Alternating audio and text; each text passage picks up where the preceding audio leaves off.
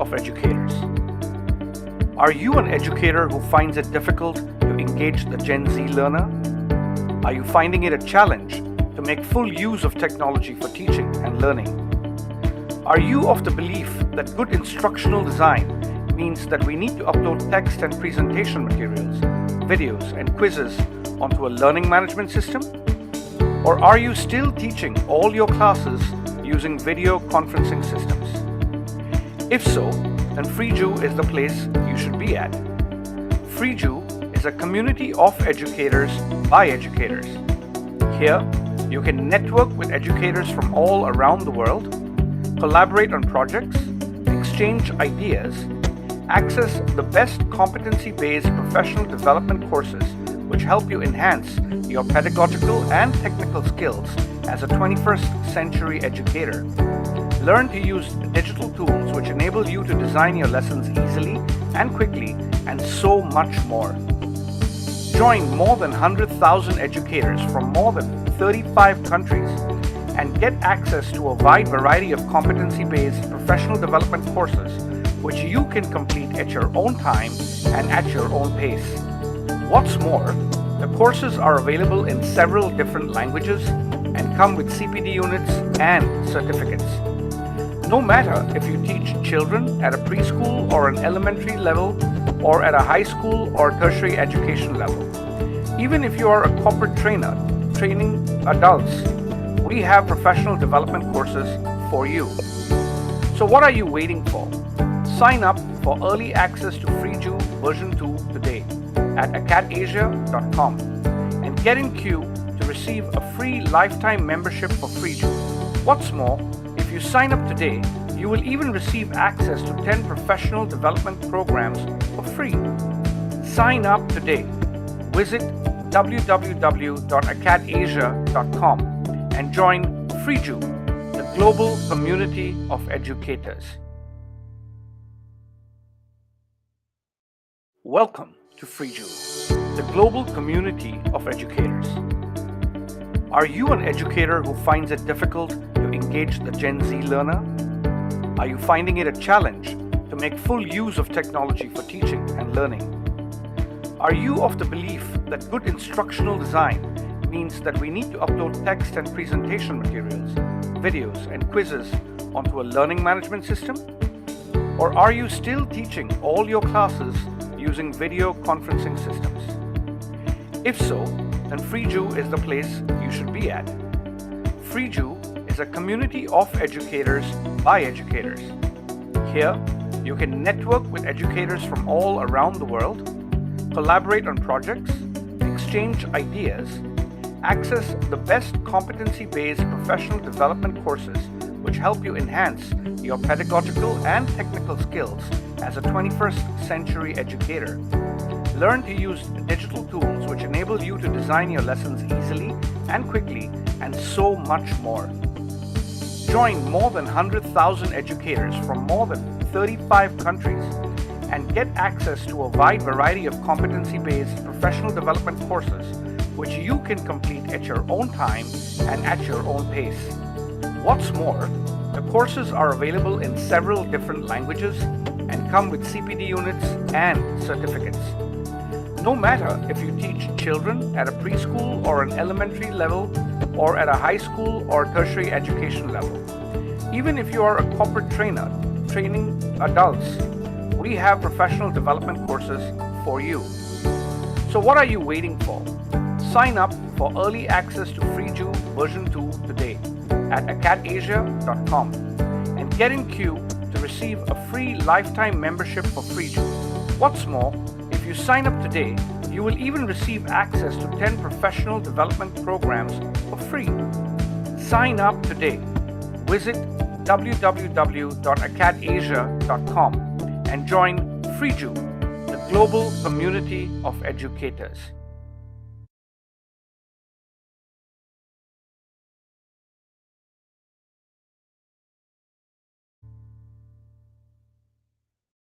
Welcome to FreeJu, the global community of educators.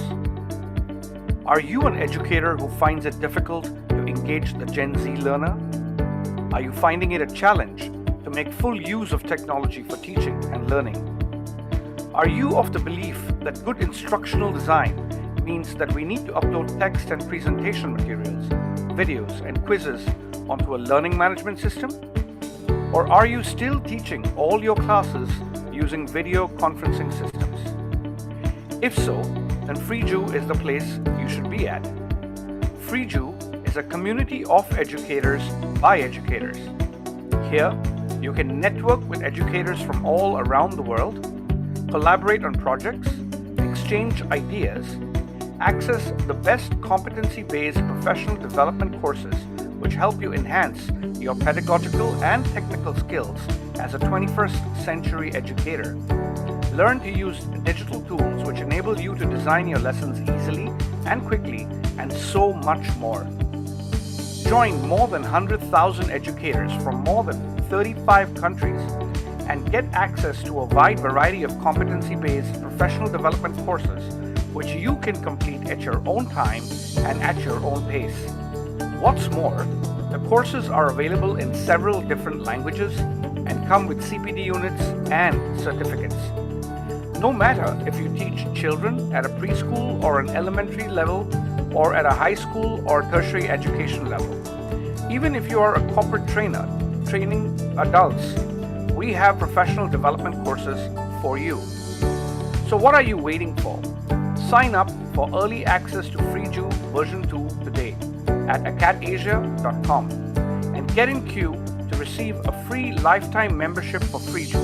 What's more, if you sign up today, you will even receive access to 10 professional development programs for free.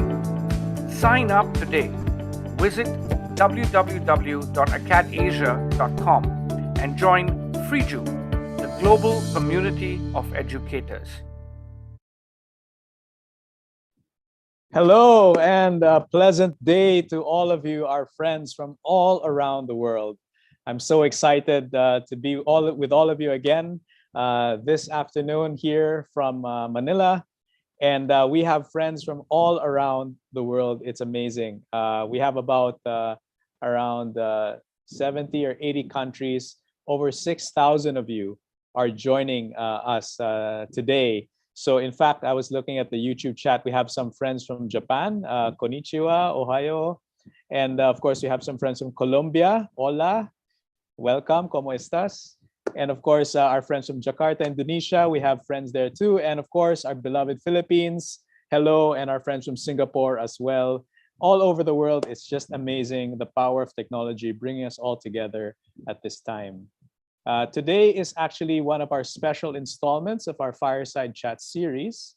So today we'll be having a special guest with us to take up the topic about effective online classes using remote. Okay, so we have a special topic on effective teaching strategies for the remote classroom. And this is a very timely topic. And our friends from Ngee Polytechnic, one of the top schools and polytechnics from Singapore, will be leading the session this afternoon.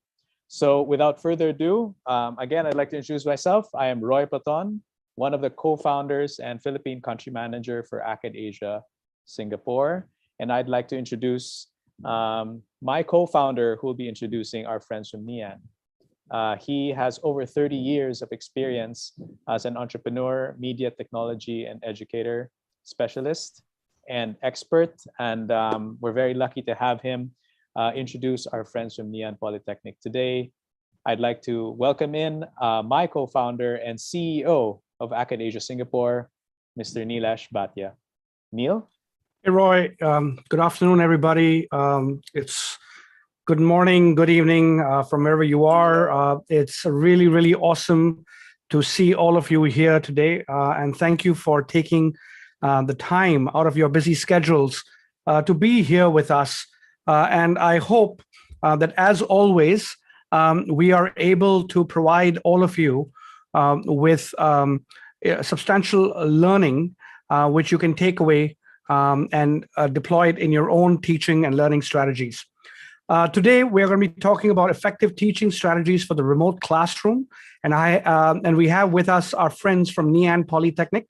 As Roy mentioned, they are one of the leading polytechnics here in Singapore. And I would like to introduce the two speakers.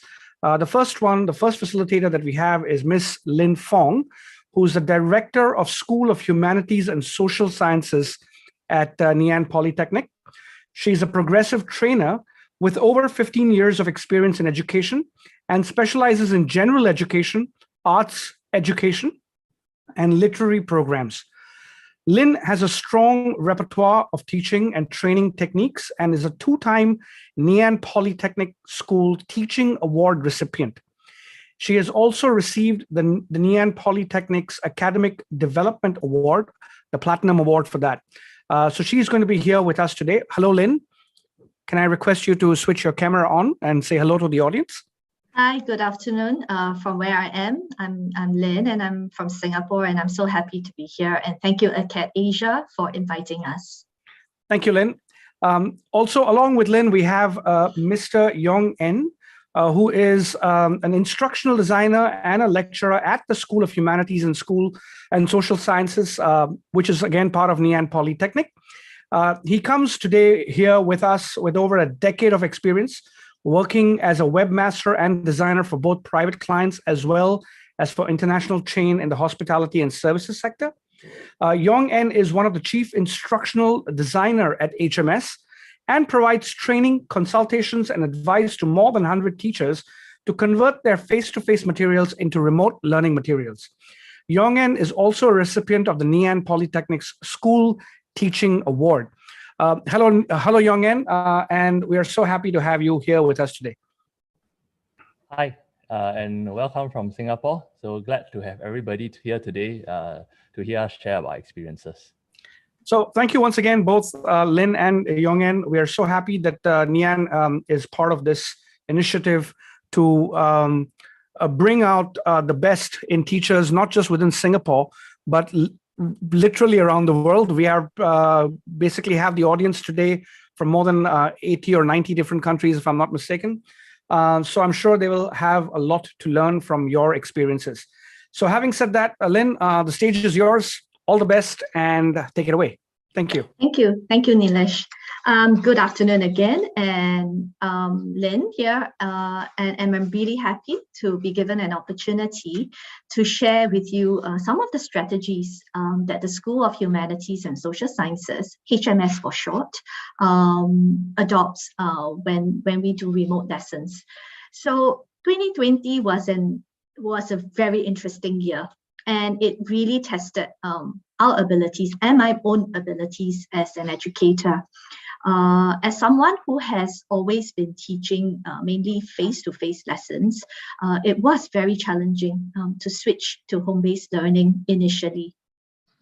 But thankfully, at Ngee Ann, we have started on a journey towards blended learning, where some of our modules are taught remotely between 25 to 100% since 2016. However, when we went into lockdown in April 2020, it was definitely not easy. And because now, instead of one or two modules, all modules have to be taught remotely. And I think several of us face difficulties, including myself. I am an adult trainer more recently, and it was challenging, to engage adult learners on a remote platform. Nonetheless, we reflected on what we could do better, and today I would just like to share 3 theories that really undergirded our remote learning strategies. So if I may begin. All right, maybe before I start, let me just highlight what are some of the objectives for today's sharing so that we know what we will be covering. So this is what we will be talking about: learning objectives, right? And how are we applying the strategies, and then how to plan a lesson. And Yong En will also come in to share about the teaching platforms. So moving on to learning objectives. It is a short 1.5 hours, so we would like to just share with you what are some of the theories that really guided us in planning our lessons. And also, hopefully, you will leave today's webinar with an understanding of some of the platforms you could use and some of the strategies you can adopt for your own e-learning lessons. So, as I was saying, the very first theory that guided us, right, in developing our remote lessons was Howard Gardner multiple intelligences theory. So Howard Gardner developed the MI theory in 1983, and he suggested that every human being interacts with their environment differently. And each of us possess 8 different kinds of intelligence. In later years, he added a 9th one, but for today's discussion, I will just focus on the 8 that you see up on the screen. And he highlighted that we all have 8 different kinds of intelligence, but because of our own experience, cultural beliefs, and knowledge, it determines different types of configuration. But we do have a stronger or several stronger intelligence, and there are several areas that we may have more affinity towards.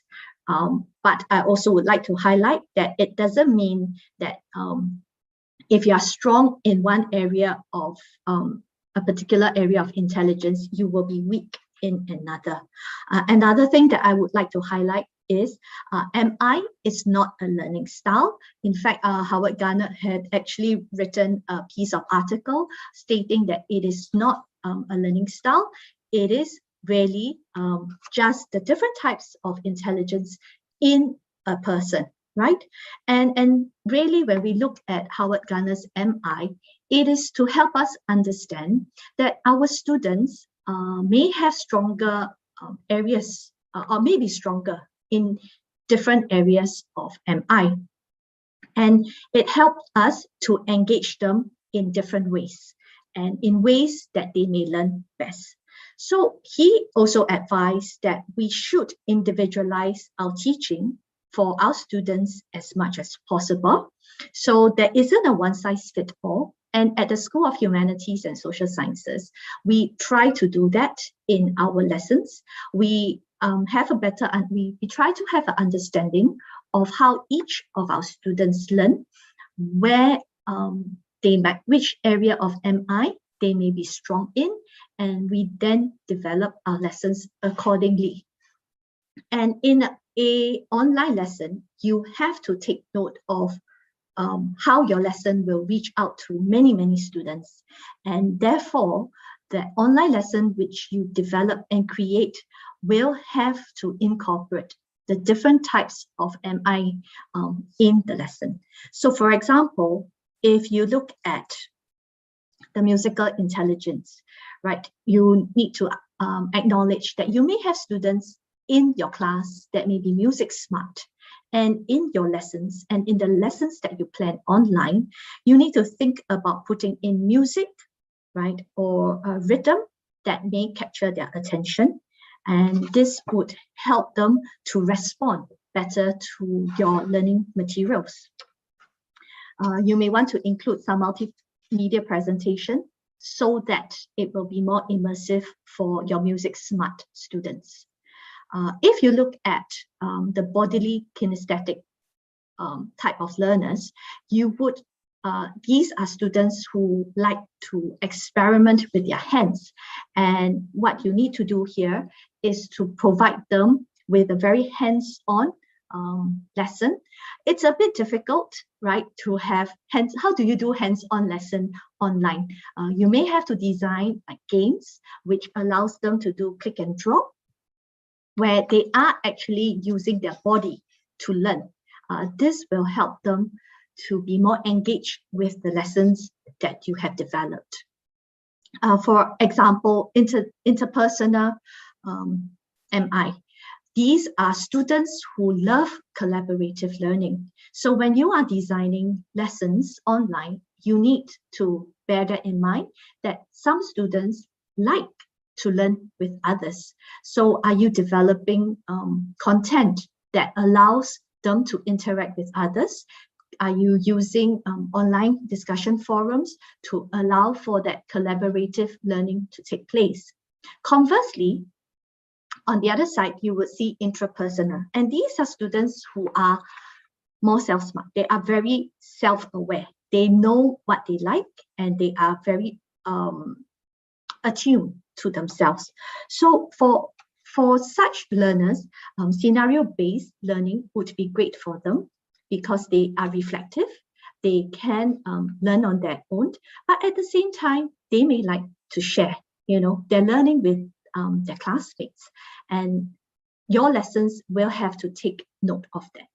So these are some of the examples that at the School of Humanities and Social Sciences, some of the strategies that we have approached or used towards Howard Gardner's MI. Now, the next theory that really guides us when we plan remote lesson is the Bloom's taxonomy. So maybe before I start showing the slides, Bloom's taxonomy, I think most teachers are very familiar with. It was developed in 1956, and in 2001, it underwent a review. So to keep up with the changes in the education system. Now, we often use Bloom's taxonomy to develop thinking skills in our students. Now, using Bloom's taxonomy helps us to organize our lessons, to develop your lesson objectives and your learning goals. And Bloom's taxonomy also helps you to come up with appropriate activities in your classroom. So how do you apply Bloom's taxonomy in your e-lessons? So if we start off with the bottom right of the Bloom's taxonomy, that's the very first level of thinking, and that's remembering. And at this stage, what you want your learners to do is to remember what you have taught them. So it is very content focused. You teach them a concept. You want them to be able to remember them and to repeat to you what you have taught them, or to list processes and steps, right, in something that you have taught them. Now, how do you apply this in an online learning context? You can use Bloom's taxonomy as a guide to help you to plan your lessons. For example, if you want them to remember the multiplication table, you could use a video, play it for them, and then in that video, get them to try and remember what they have learned. All right. And at this stage, all you are checking is whether they have paid attention and they have absorbed the knowledge. All right. So you could also run like short pop quizzes just to test them on their remembering skills. Now, the next level is actually understanding. Now, being able to remember something is different from being able to understand. I think as teachers, we all know that. Yeah.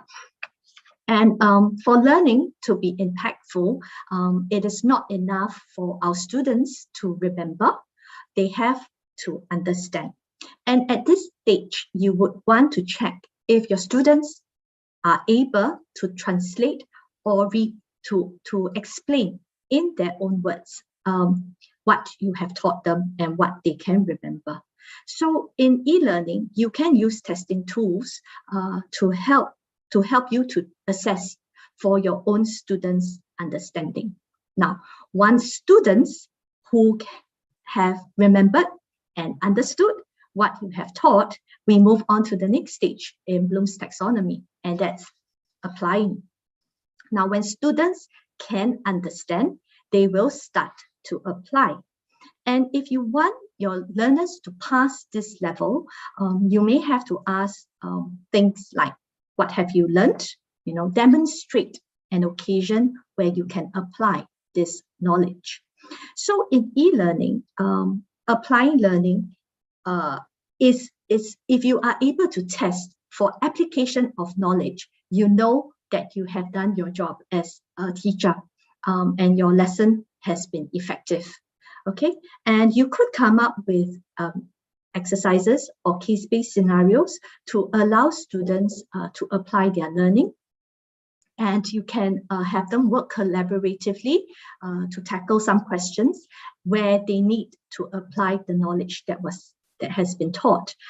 And for those of us who do teach more technical skills, you can also design online simulation to allow for application, right? This type of simulation, we call it game-based learning. So, and game-based learning is a growing field because it really engages the student and it gets them involved in their own learning, and it doesn't just rely on remembering and understanding, but really encouraging the students to apply what they have learned. Now, the next step in Bloom's taxonomy is analyzing or analyze. And when a student is able to analyze, we know that they have truly achieved the first 3 levels. And you could, as a teacher, present them with a problem and allow them to solve the problem without giving them too many clues to the solution. And this will create an extra challenge for them and help them to achieve better results. So things like discussion forums, getting them to fill in wiki pages, encourage learners to learn from each other and to ask each other for advice.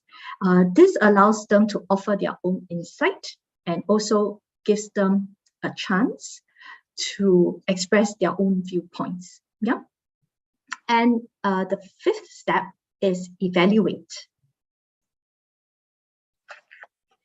Right? And you can think of evaluation as an even deeper step from analysis. At analysis stage, they are basically thinking about the matter and applying their knowledge. But at evaluation, they are able to make recommendations. They are able to argue their own point and have a preferred viewpoint. And there, they are able to list their criteria and make judgment. So you can hold online debates with your students, right? You can have them, come up with a persuasive speech, so to test their higher order thinking skills. And the last one is really create, where students must have attained all the other levels in order to come up with something totally new. So for us at the School of Humanities and Social Sciences, we do a lot of projects with our students.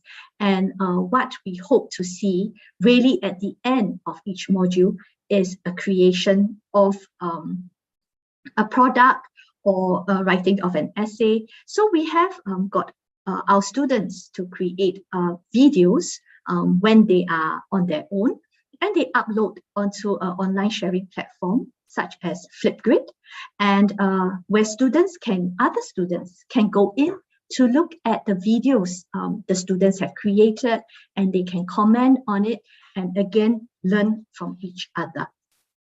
So this is the second theory that we use at HMS that we adopt, right, to develop our online lessons. Now, the last theory is Ghane's 9 events of learning. So here we think about what are the experiences our students will go through. And we try to design our lessons in this way so that our students go through the 9 events and they achieve the learning goals and the objectives that we have set out for them. So the very first event or the very first step is to gain attention, right? When your students come in and they start your online learning material, if you lose that attention, they're going to switch off and they're not going to pay attention anymore. So you need to grab their attention. Playing a TikTok video really helps. Right now, TikTok is all the rage. Instagram post, which you can find, something that your students can relate to, and you can get their attention so that they will not turn off the video that you're watching or your PowerPoint slides. Yeah. So that's the first step. You have to first gain their attention. Now, the next step would be to share your objectives. And this is extremely important because your students need to know what they will be learning. So once you get their attention, share with them what is it that you will be teaching them for the next half an hour or so. State very clearly what you hope to teach, what you hope for them to achieve, and help to personalize, right, your objectives by saying you, or allowing them to be able to see what they have learned would be applicable in their daily lives, right? The third step is actually to recall prior learning. So it would be very useful when you design an online lesson that helps them to make connections to previous lessons. Remember, in the last lesson, we talked about multiplication of 2 and what multiplication stands for. Now let's look at the 3 times table and how, what is 3 times table. So things where, or in situations where you can help your students recall what they have learned will be very helpful for them, and they can see the link between lessons. Because sometimes when you learn online, the learning objectives can become very disjointed. All right, I go from one lesson to another. So when you put in your lessons previous learning points, this helps your students to make the connection. All right, and then once you have done that, you have gained their attention, share your objectives, recall prior learning, you then go on to present your content. Now, there are many ways of presenting content, and Yong-Eun will share a little bit more later on. And you need to vary, right? It can't always be PowerPoint presentation. There are many ways of presenting content. And once you have done that, you have already taught them what you want to teach. But that's not all, right? You have told them what they need to know. Now you need to know if they have learned. So the next step is actually to provide guidance, giving them tips on how to apply, right? Recalling Bloom's taxonomy, the content that you have taught them. And you can present your lessons in small steps. In between your lessons, you may also want to put in activities that will guide them towards the learning outcome. You can use case studies, you can use chat groups, you can have small breakout rooms that allows for your students to start applying what they have learned. Now, after you have provided guidance, you want to move on to being able to test their performance. All right, or to elicit performance, where you give them more opportunities.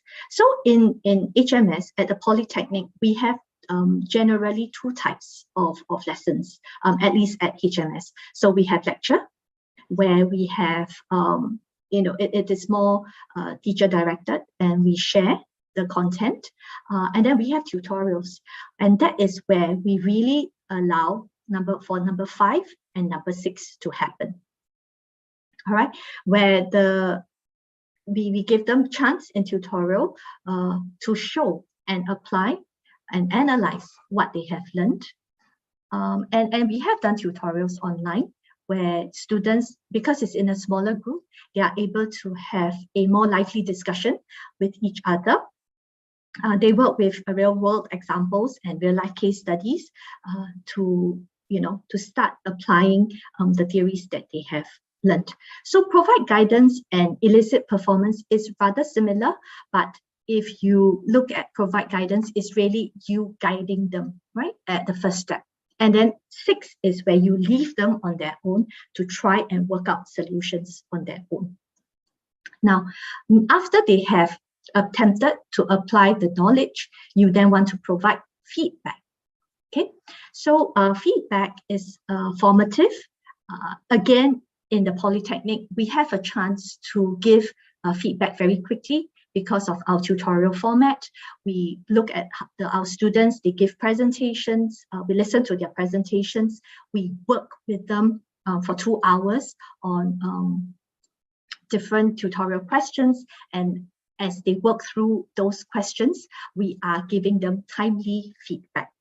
And that happens also on an online platform too. And Yong-En will share a little bit more about that as well. All right, and there are different types of feedback which you can give. It can be corrective, it can be remedial, it can also be informative, right? And next, after you have given feedback, you want to assess performance. Now, at Ngee, we have started to move towards e-proctoring, which is an online examination. And so students complete tests online, but under a closed system. And it allows for the lecturers to also do invigilation and to be able to observe what the students are doing in a test environment. Of course, in your own e-lessons, you could put in quizzes, pre-test, post-test, allow students to respond to you so that you can assess if they have learned or not. One of our colleagues at HMS uses what we call, or what he likes to call, the exit ticket. In order to leave the class, you need to finish these set of questions before you can say that you have completed the e-lesson. And that's assessment of performance. Lastly, it is to enhance retention and learning transfer. So in your e-lessons, while you may have taught them what they need to know, are you providing them with more information, more learning materials, so that it will help them to retain what you have taught them and that they can transfer?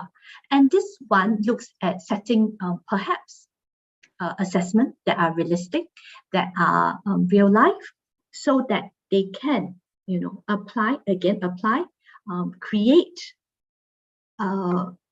using theories and concepts taught to them in your lesson.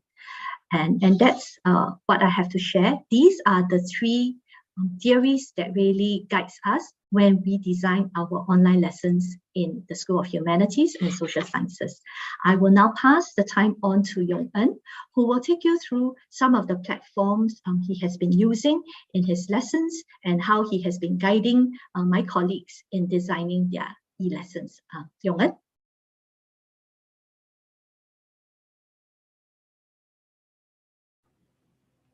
Hi everybody, Yong-En here. Yeah, give me a moment while I load my slides.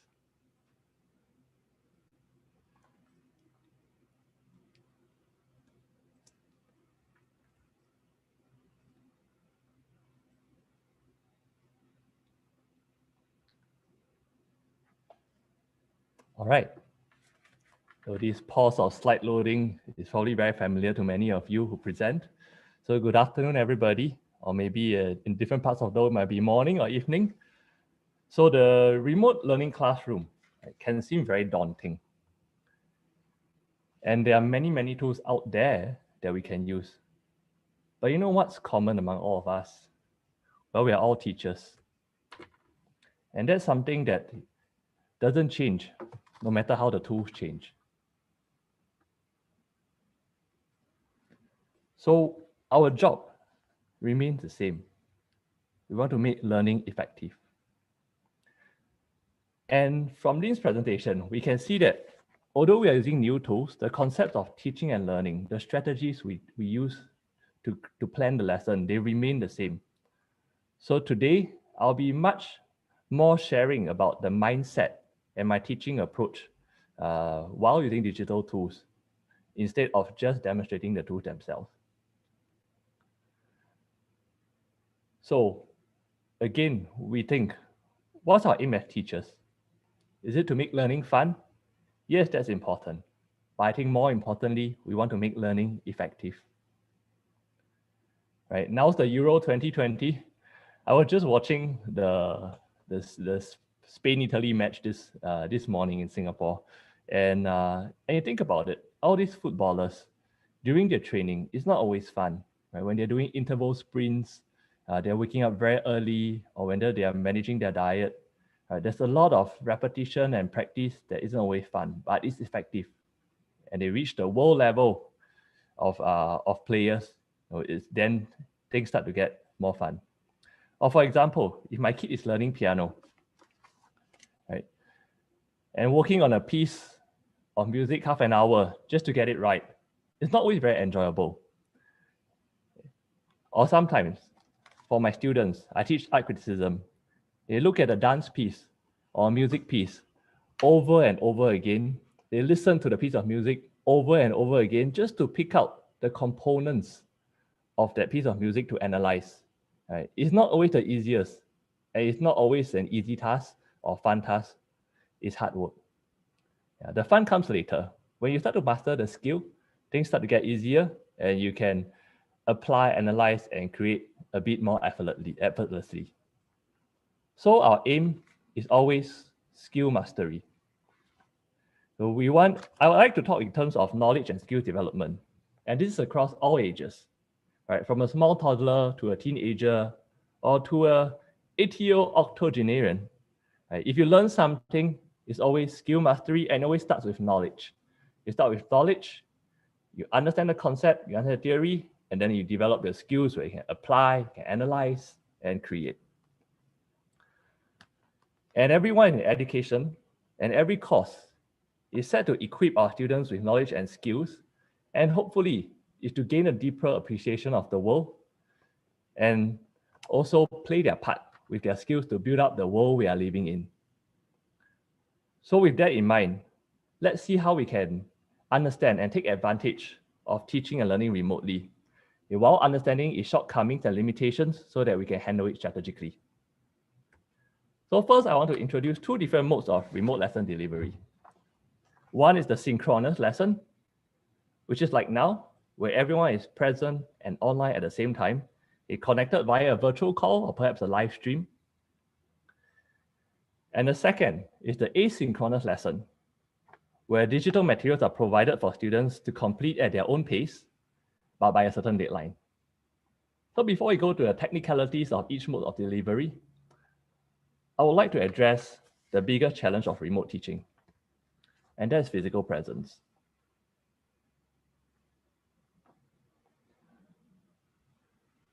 This is the truly hardest part of remote learning.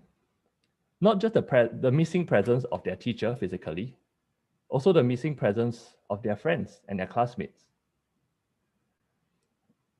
So such presence, those of us who have been sports teams will definitely have experienced it. Training together with your teammates and having practices together with your teammates, you can go much further, much longer, and endure much more because we are doing it together.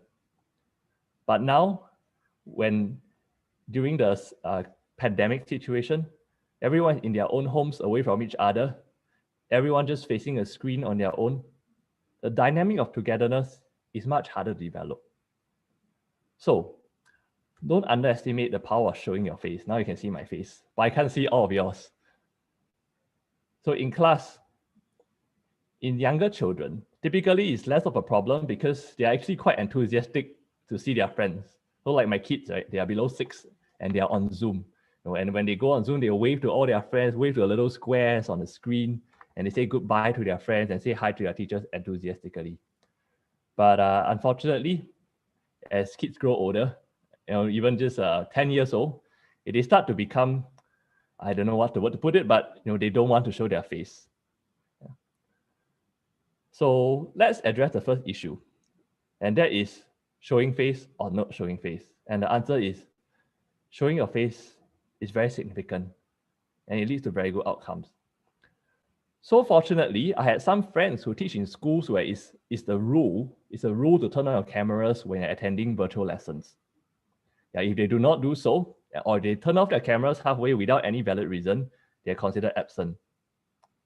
So what happened was the first few weeks felt very awkward.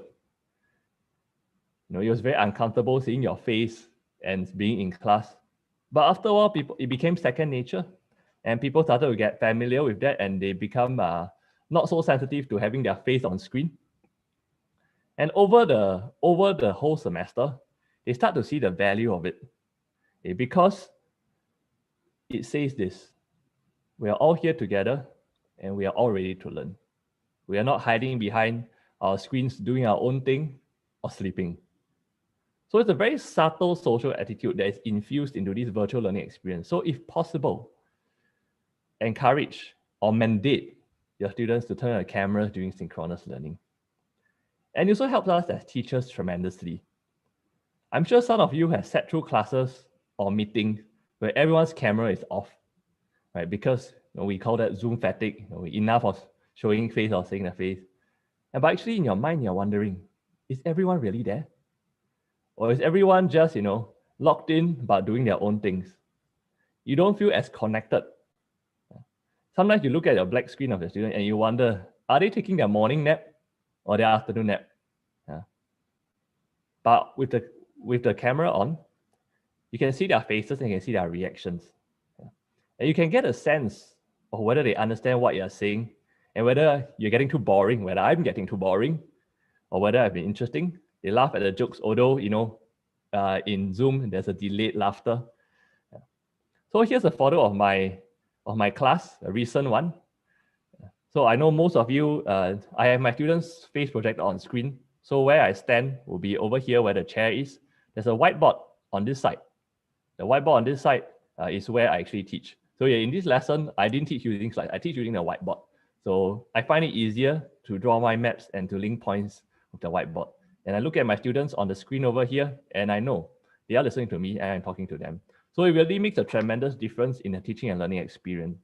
Of course, some of you who do not have this is one of the classrooms in our school, who do not have the privilege of actually having such devices, having a second screen does help.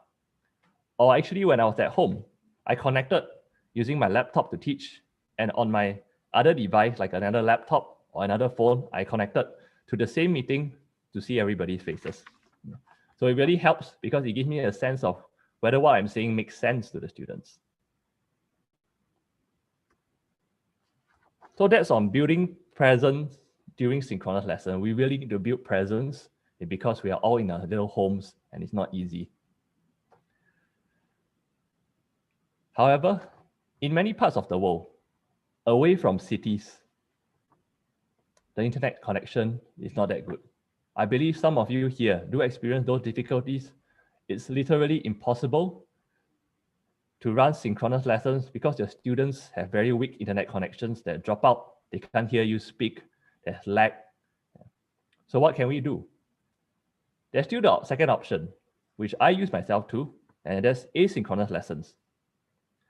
So asynchronous lessons are delivered separately, not synchronously, not together, and the student will refer to the material and complete the task given.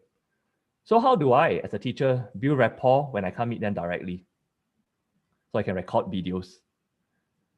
So sometimes I joke with my students, if I lose my job, maybe I can become a live streamer or an influencer. But anyway, when we teach, and especially when we teach asynchronously, consistency is much, much more important than having an excellent quality video. A good enough video is sufficient. So my kid, he's quite young. Besides worksheets and other tasks that they have, that to do during the lockdown period, my kid teacher recorded a short 5 to 10 minute segment of lesson for them every week, just one lesson a week. And it always starts with the intro. Hi, good morning, children. And I'm using a fictional name. Hi, I'm Miss Alice, your teacher, and welcome to your weekly lesson. And then she goes on to teach something simple. And the effect is tremendous. Do not underestimate this little 5-10 minutes that you record and let your students watch weekly consistently. Because what happens is the student becomes familiar with you. And over time, when things get better, you go back to hybrid lesson or in-class lessons, there's a strong familiarity and things take off much more quickly and much more positively.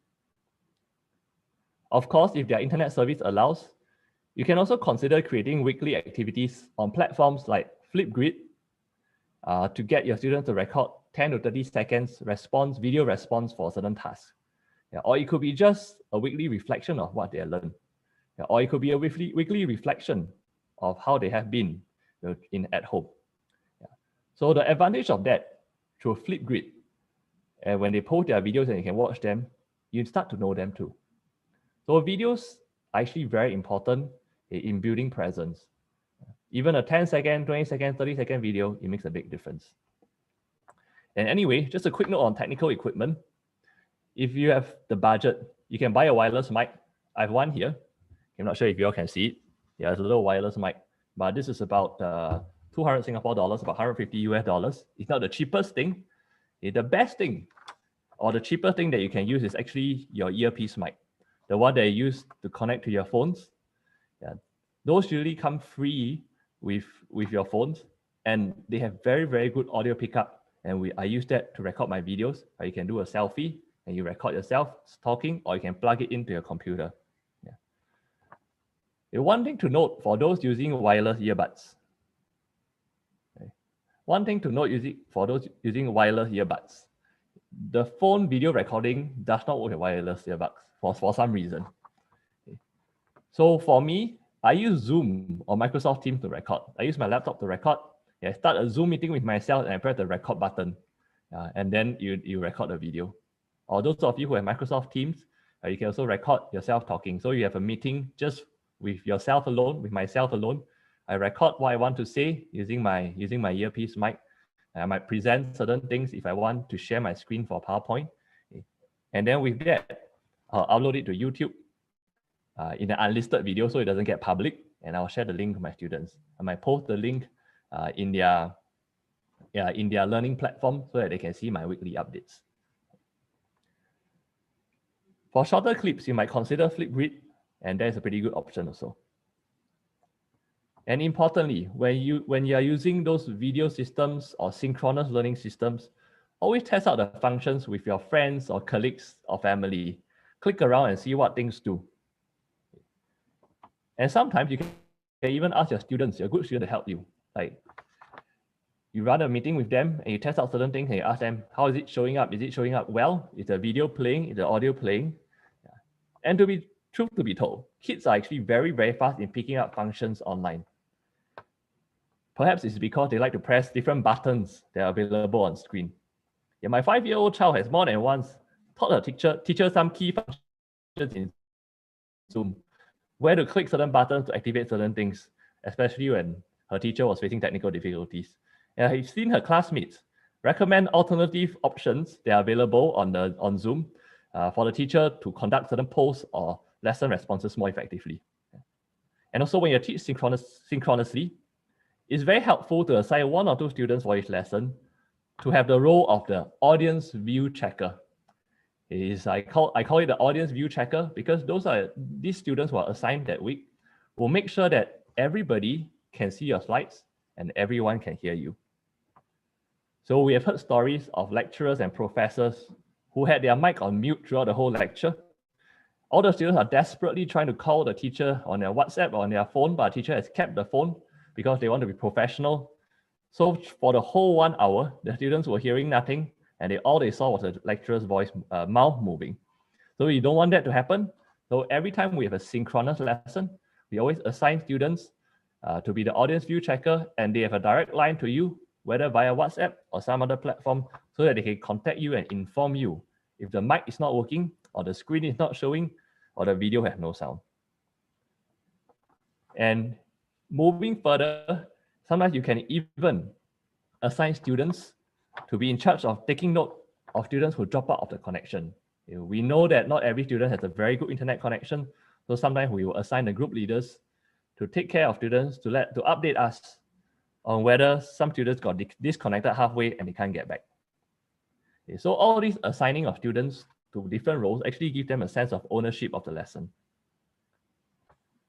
And importantly, when you are teaching synchronously or you're recording video, present your lessons like a TED Talk.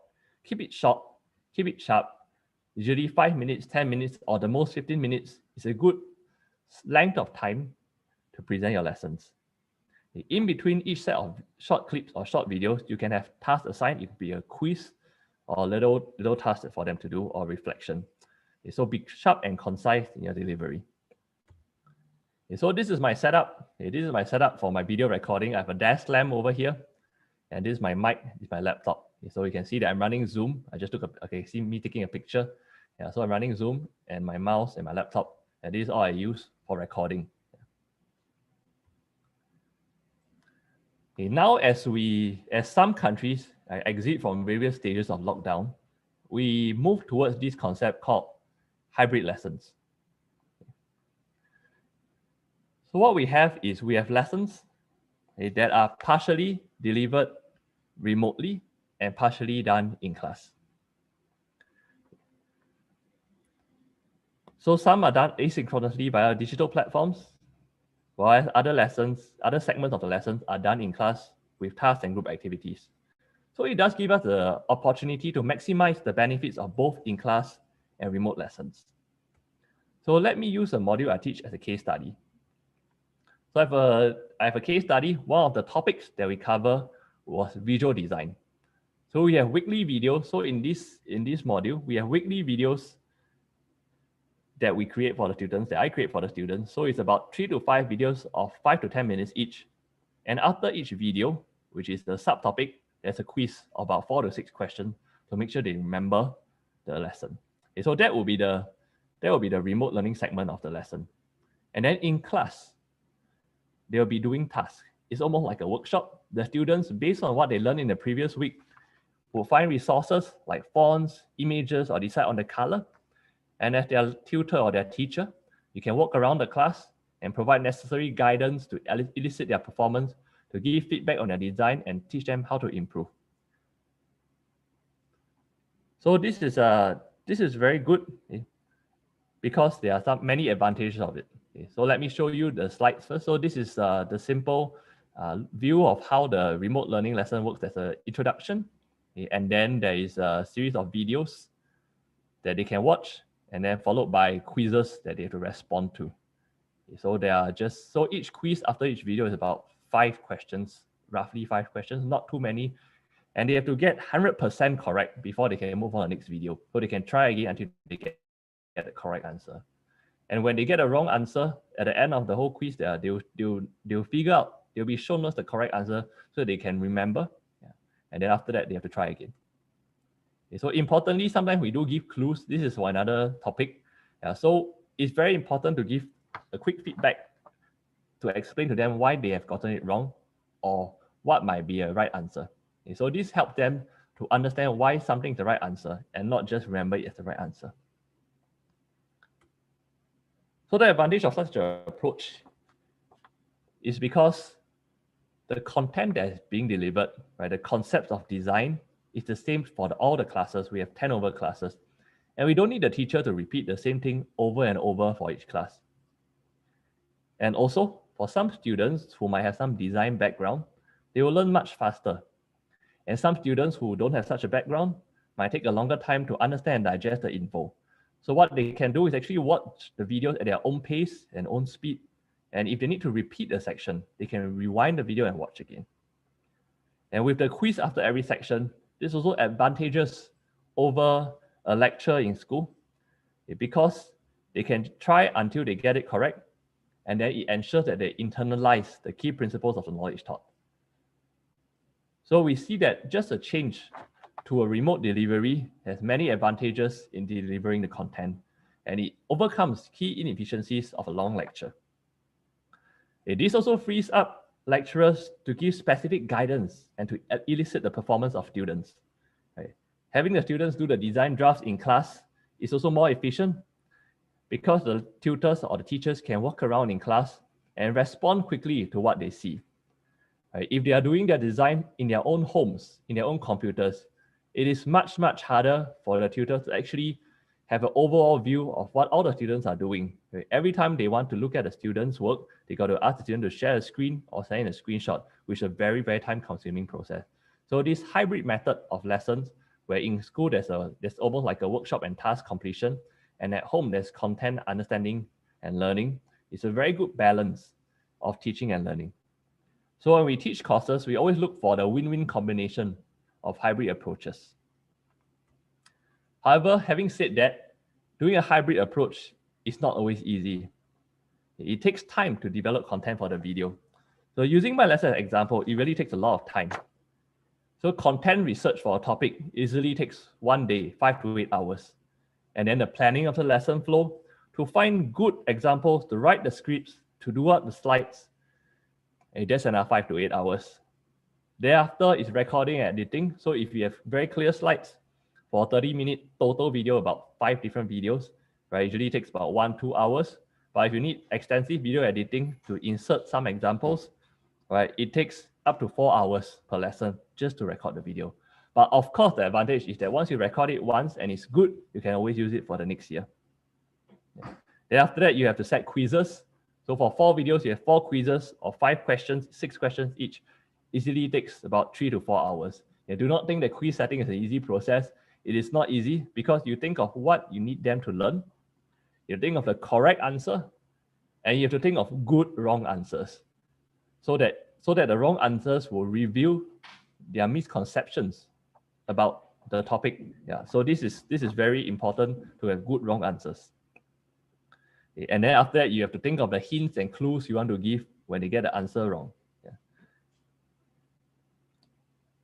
So however, some of you have existing question banks, especially if you are teaching national standard level like science, K-12 or O-level, right? You have certain standard questions that in a question bank that your school already have, then of course the quiz development will be much faster. Okay. So before I go deeper into quizzes, let me just reiterate an important point, which is called the multimodal approach. Okay, this means that when we teach, we don't just use one mode of delivery. When we present our content, right, we don't just use video. Okay. So for this module that I teach, we have multiple approaches to presenting a content. Okay, so we have the video, or the quiz to check their understanding, and we also provide them with notes. So I give them a PDF. So this is a sample of 2 pages of the PDF on the topic of colors. So we give them the PDF as guides to make sure so that when they do the design, right, they don't have to rewatch the whole video, but they can look at this guide to make sure that they are not making key design mistakes, or to be able to recall the principles of, for example, this one, color combination. Yeah. So it is very essential that we create notes for students to use, or visual guides for students to use that they can refer to during their revision or when doing assignment. I have a friend, a biology student, and this friend complained to me how complicated completing an assignment was because the lecturer did not give notes. The lecturer recorded a series of videos to teach, and it was very time consuming to rewatch the videos and painstakingly find the relevant portions for the assignment. So very, very important, we need to have notes or guides, visual guides for students to refer to complete their assignments or for revision. Okay, with that said, let me go a little bit deeper into quizzes.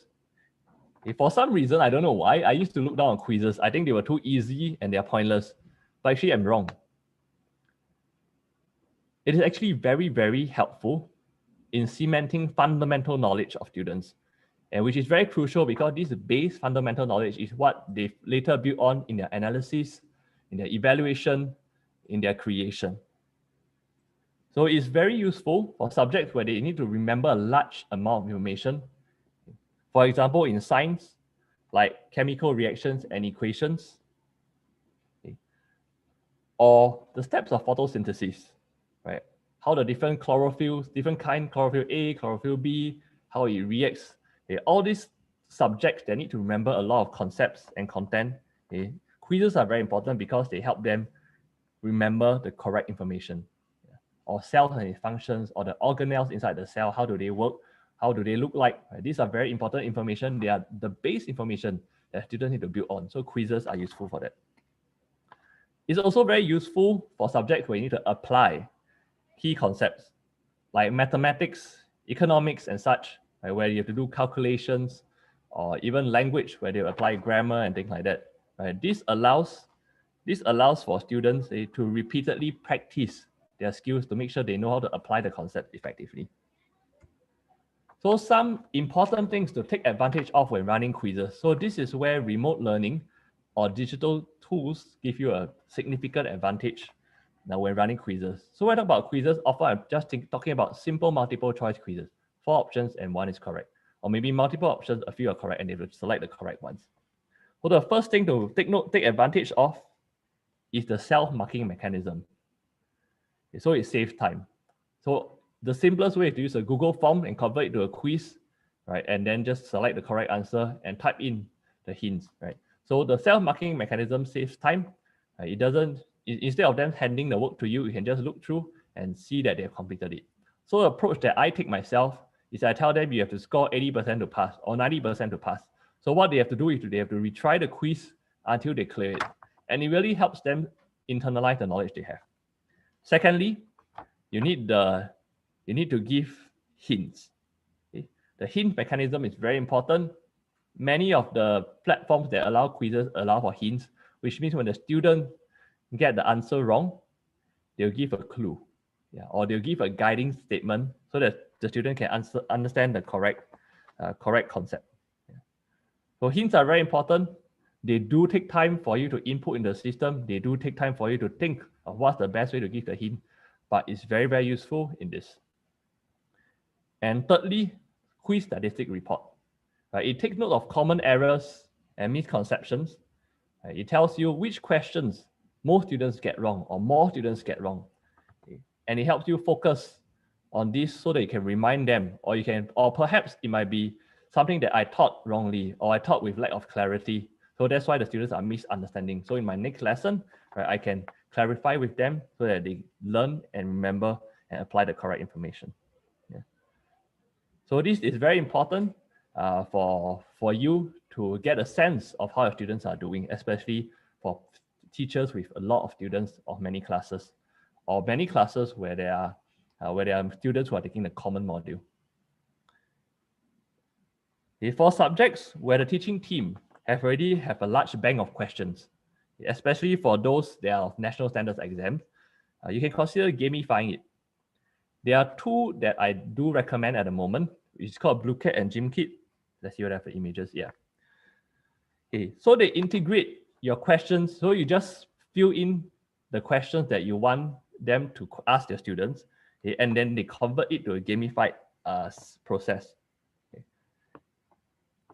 So for example, they have to answer the question correct, okay, to earn enough coins to buy ingredients for a sandwich that they need to make to feed the visitor to their virtual cafe, right? So they have to keep trying to answer the question. So your question will keep coming out, and every time they answer one correctly, they'll get a certain amount of money where they can buy their ingredients.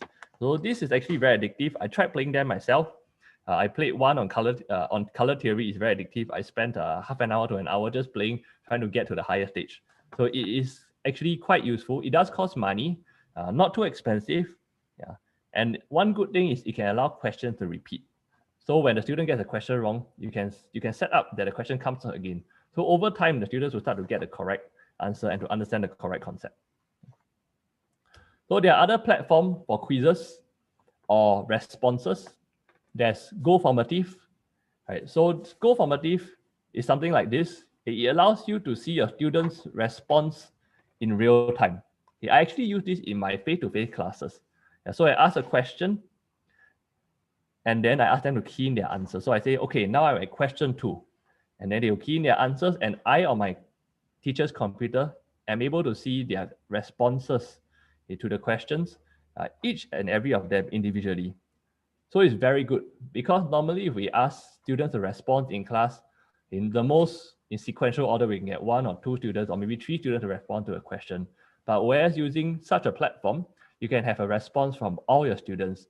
And at one glance, right, you can see where the common misconceptions or common responses, and you can address them.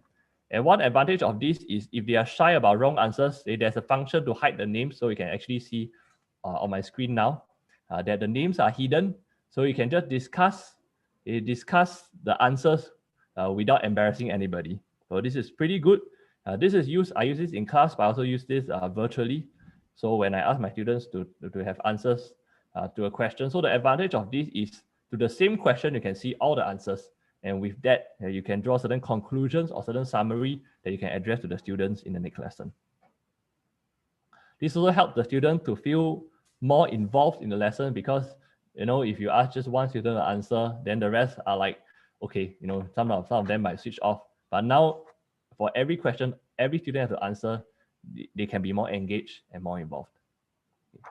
This is another way of responding. This is for them to submit screenshots. So you have a task for them and they can submit images. There are a few other ways to respond. I won't go into that in detail. If you're interested, you can just go to goformative.com and try it out, or you can go to YouTube and look for some examples of other teachers who have used it. Okay, the next one is Edpuzzle. The Edpuzzle is a platform where you can use a video, embed a video, and embed questions into a video. So they will play to a certain point in time, for example, over here, and then a question will pop up. So the question will be based on what they just watched the previous segment, and then they can respond. They have to respond to it correctly before they can proceed to the next section. Right, so this is a way to teach using existing videos that are already available online. Of course, you can use your own videos, you upload to YouTube and you embed it here and you plant in the questions. So this is another platform called H5P. It's actually an open source platform that can be, is in a plugin format, and it can be embedded into many learning management system, Canvas or Blackboard and other things. And it allows for also the same function as Edpuzzle. You can embed question, embed your comments into the video, and the students can respond to it. H5P also have many other ways of asking quizzes. They're very interesting. So if you are keen, you can go and try it out. And hopefully, if you can get your school's EdTech team to install the plugin into your school learning management system, it'll be very, very useful. It's definitely, I know it's definitely compatible with Moodle also. Okay, so besides quizzes, another kind of task that can be done remotely will be individual research or analysis on specific topics, right? Actually, just to put it plainly, it's just digital worksheets or digital homework. So what I do is to create a Google document as a template for students to fill in. Okay, let me see. Okay, I don't have it here. So some very important things to note is you have to put instructions on the worksheet itself. Okay, make it accessible. Okay, a lot of times, lecturers or teachers put instructions everywhere in the learning management system, or in a class message or such, or in the presentation that they showed earlier. Okay, the most important is to put the instructions for the task on the worksheet itself, so that the students are very clear what they got to do. They don't have to look somewhere else to find the information. Okay, secondly, create a template. I think many of you all are already very familiar in creating worksheets. So I'm not going to go into detail about that.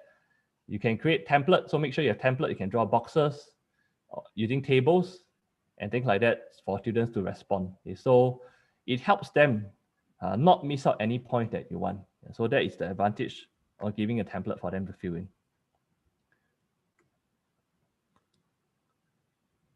So one thing that is quite challenging if you give weekly tasks, imagine you give a task every week that they have to do some research. You have no time to give feedback. Right? If you have like 100 students, it is impossible to look through all of their work and to give your response week after week. It's going to kill you. So don't do that. So be strategic. They think of a second level task where they consolidate what they research into a mini presentation or into a mini group document where they choose the best responses and they share it.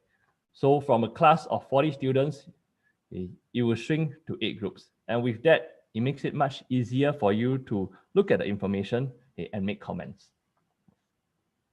So it also helps them develop the skill of refining and consolidating key knowledge. And by looking at their classmates' work, they are able to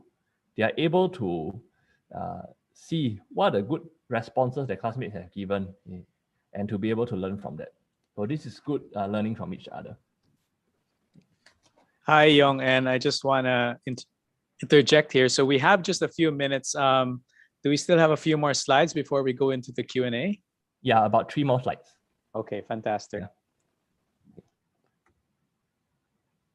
Yeah. So this is the advantage of such a task, and you can give specific and focused feedback on common errors and highlight good practices. So once the group consolidate, it's much easier for you to see. Yeah, and for the student, they can refine their approach towards answering when they look at the good approaches their classmates have done. So For individualized feedback, we can do it with a checklist. And then we can deliver it through document comments or Zoom meeting. Yeah. So these are some ways if we really need to give individualized feedback for some summative assignment. Okay.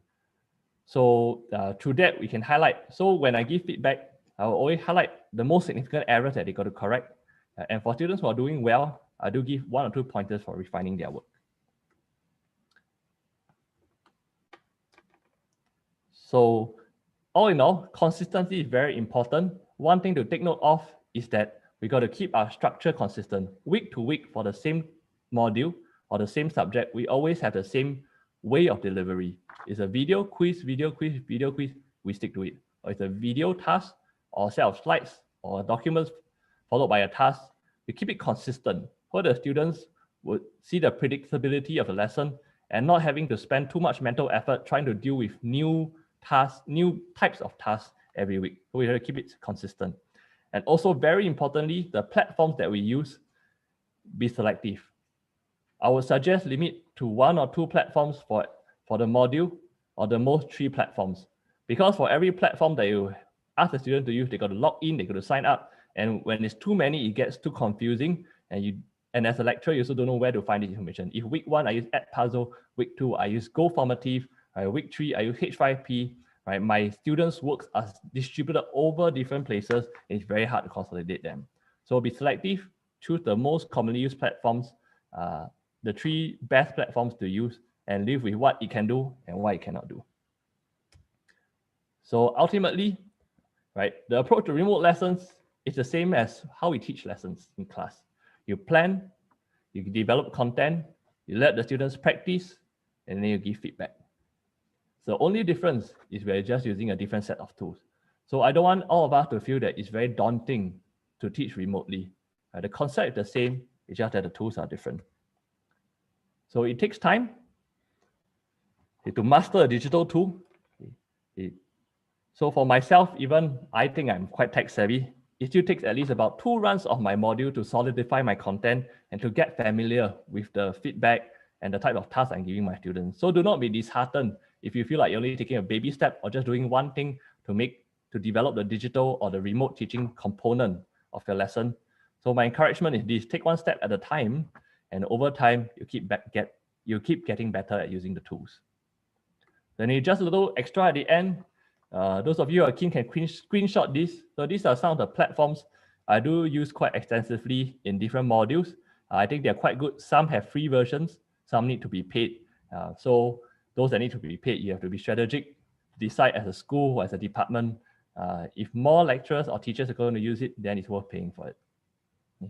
Also, I also follow many EdTech educators. So these are 5 of them that I follow on YouTube. You can go search their names. And I've watched many of their tutorials to learn about the different tools that they use and the different ways they use the tools. And I've really learned a lot from all these kind teachers from all over the world who have shared their expertise. Yes, so that wraps up what I have to say. Sorry I took so long, and then we can have a Q&A session soon. Okay, thank you everybody for your time, and let's go do together and make remote learning effective and good for your students. Thank you, Yong, and that was amazing. Actually, I was reading the YouTube comments and everybody had very positive feedback.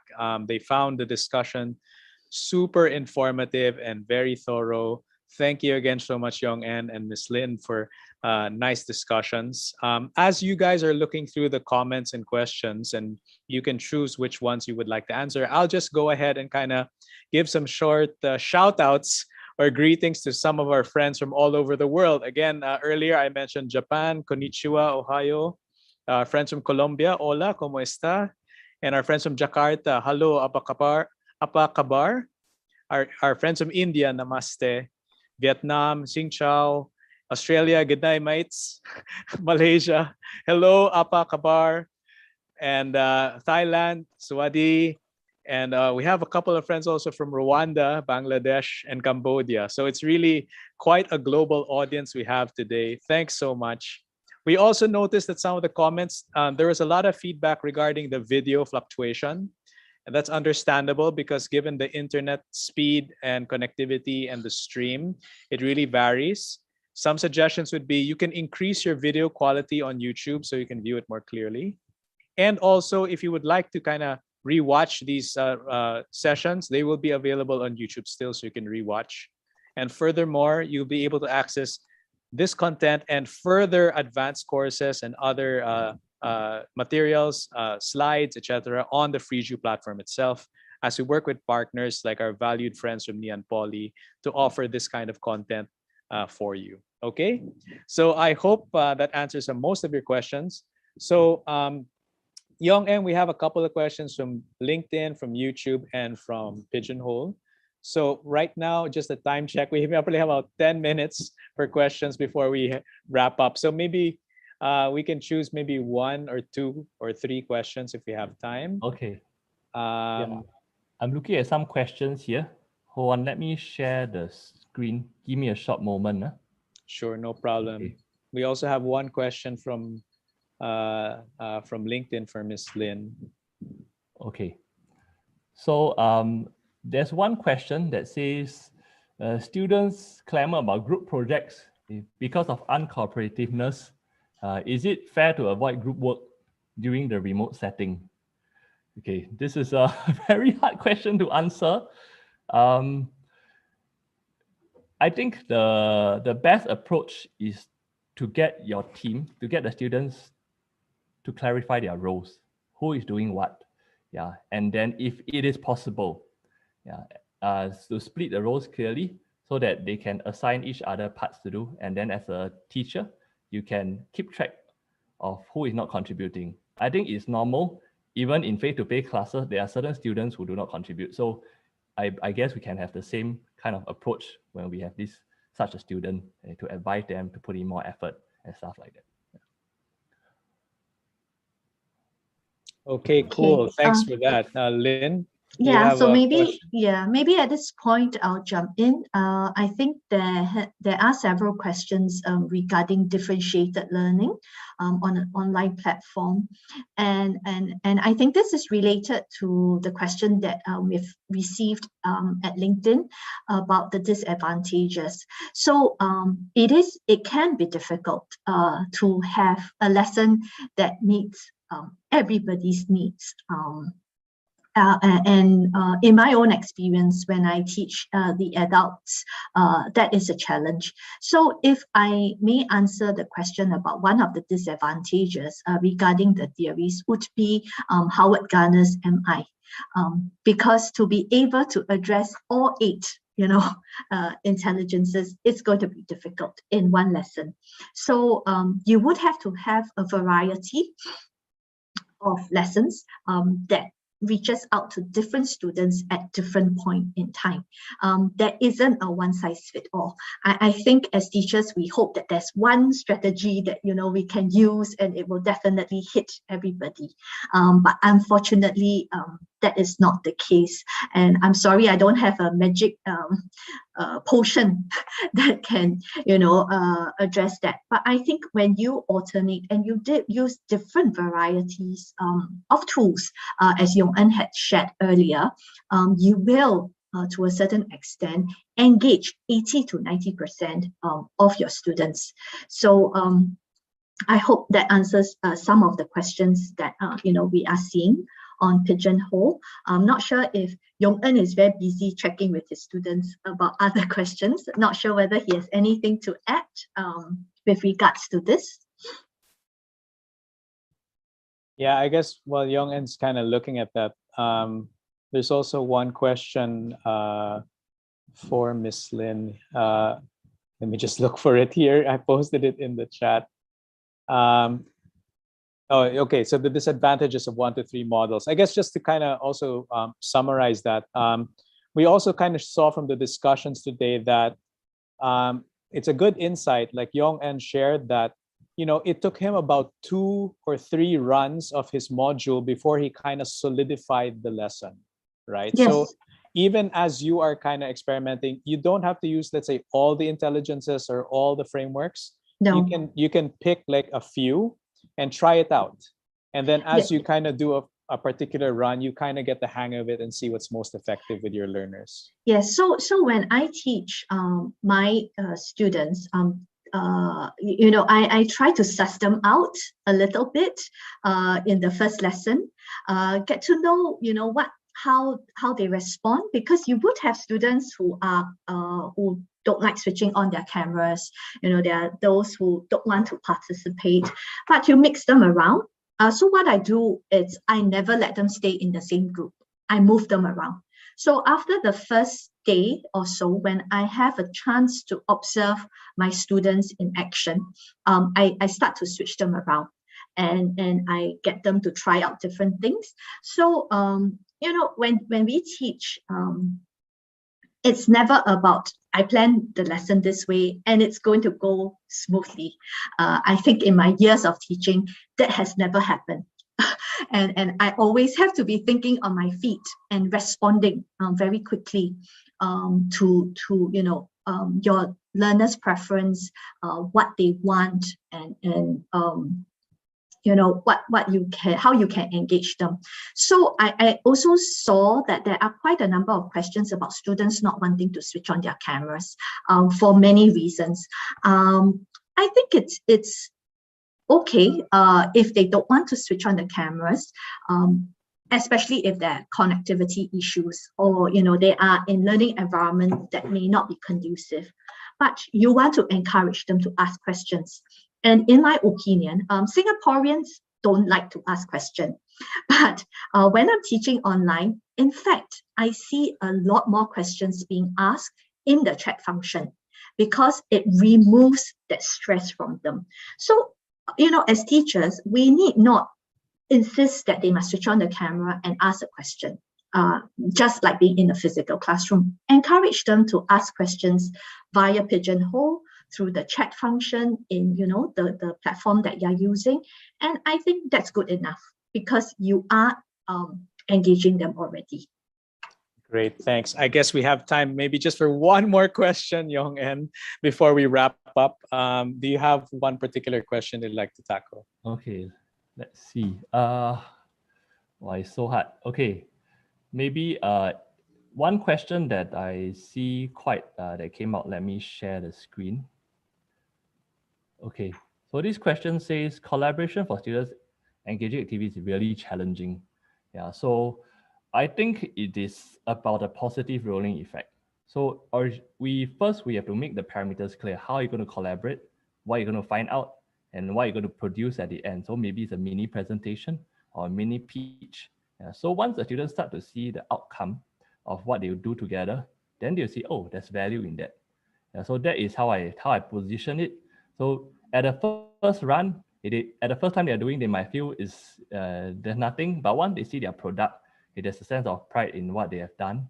Then they'll see the value of collaborating online. It might take a little bit longer because you are communicating either via video call or typing on a common document. Yeah, but there are definitely chances of positive outcome. Yeah. Okay, thanks a lot, Yong. And yeah, that's true. So again, just be very clear with the instructions. You can give, let's say, an example or illustration of, let's say, a model product or how the kind of output you want your students to achieve. And then you can mix them up in groups, as Lynn was mentioning, so that they can get different outputs from each of them, depending on their learning style or how they want to discuss. There's so many more questions here. I'll just take one really quickly before we kind of wrap up the session. So how do you differentiate remote classroom from blended learning? I think my view on this is, you can have blended learning even if perhaps you are face-to-face in the same classroom when we're able all to go back to campus. But remote classroom is particularly when you are learning from a distance. It just so happens that you're using online tools so that you kind of make it feel like you're close together, even though it's just video. Okay, so that's kind of the distinctions between those two. And there's so many more questions we have on the Pigeonhole in the chat. What the nice thing is, we've recorded all of these in the live chat as well as in Pigeonhole. Maybe at some point, Yong En and Lynn can come back to these questions, and maybe you can share that possibly in another module, and we can kind of take this up, because it's very clear that there's so much interest from our audiences from all over the world. Thank you so much. So maybe, Roy, if I could just to very quickly share with everyone here, Sure. that at the School of Humanities and Social Sciences, we also offer courses. Yeah, I'm not sure. Are you seeing my screen now? Yes. In the subjects that or in the topics that Yong-En and I have been sharing. So Yong-En teach this course, Effective Teaching Strategies for the Remote Classroom, same title, but really you get more information and more of the questions that you have asked answered. And personally myself, I teach the Certificate in Teaching and Learning. So for participants here today, if you are keen to find out more, you can join us in these courses. They are all taught remotely and online. So wherever you are in the world, you can join us. Yeah, thank you. Thanks so much, Lynn. And we also look forward to, let's say, having some of these courses on the Akadasia Freeju platform as well. And maybe we can throw in a couple of nice promos for everybody who've attended or are part of the Akadasia to join these courses developed by Ngee and Polytechnic. So this is great. The resources are available. All right. So before we wrap up, some housekeeping reminders before we close. So we have our links in the chat that we've posted, so that you can actually get your certificates of attendance. So fill up those forms so that your certificate will be emailed to you after you complete those exit surveys. So please look at the chat that's been posted. And of course, for those who would like to learn more about our activities and get access to all the fantastic resources and partners like Ngee and Polytechnic, please sign up for Freeju. I'll share my screen really quickly. Very easy. Just go to akadasia.com. Okay, I'll share my screen really quickly now. Okay, so I hope you see my screen. One moment. I'm the one who cannot find my screen now. Let me just stop sharing for a bit. Okay, so go to akadasia.com and click on the sign up button. Okay, and you will see that very clearly on the first top portion of the page. Okay, so again, I'll share my screen one more time. So this is the Akadasia page. All right, and then here at the very top, you'll see sign up.